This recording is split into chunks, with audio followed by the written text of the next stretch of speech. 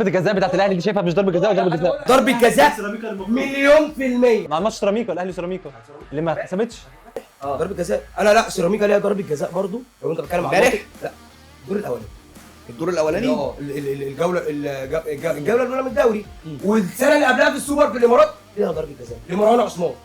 انا بقول لك اهو لاعب النادي الاهلي دلوقتي. ايوه ما احنا اقول لك بس انا ممكن ارجع بس المنظر هو خليه ضربة جزاء سيبك من ضربة الجزاء. انا ارجع بس واقول لك فكرة ان هو بيتكلم فيها حتة الشناوي ان هو ازاي يعتدي على الحكم. انا معاها جدا. ده يدل على حاجة معينة بس كاموش في معسكر كان فيردي. طب ايه اللي دخل كاموش في الموضوع؟ انا هقول لك بقى الراجل ده بقى حاجة. هقول لك الراجل ده عمل حاجة هو ما كانش عارف حاجة اصلا. بقول لك بقى انت عارف اقول لك بقى على حاجة. قول. في الانترفيو بتاع المعسكر بتاع كان فيردي في التصفيات اللي فاتت قال لك ايه؟ الراجل بيساله قال له امكانيات النادي الاهلي وامكانيات الفرقه النرويجيه اللي احنا بنلعبها. الراجل اتكلم بكل احترافيه. الراجل قال لك ايه؟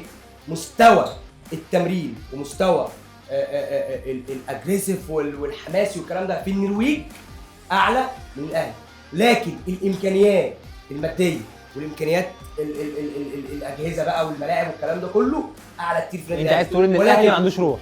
لا مش روح، مفيش. بيقول لك مفيش اصلا اللعيبه في النرويج عايزه تثبت نفسها عشان بتروح لابعد نقطه في اوروبا، لكن الاهلي يقول لك دي لعبه دوليه حبيبي. كل ده مع احترامي ليك هو في ايد المدير الفني اللي ما انا بقول لك اهو. كنت لسه اقول لك ما انا بتكلم في السيزون ده احنا مش مأيدين. انا بتكلم في حته احنا معترضين عليه. حلو. يبقى هو اللي حصل من الشناوي امبارح ده اكبر دليل اوضه اللبس بتاعت الاهلي عامله كده.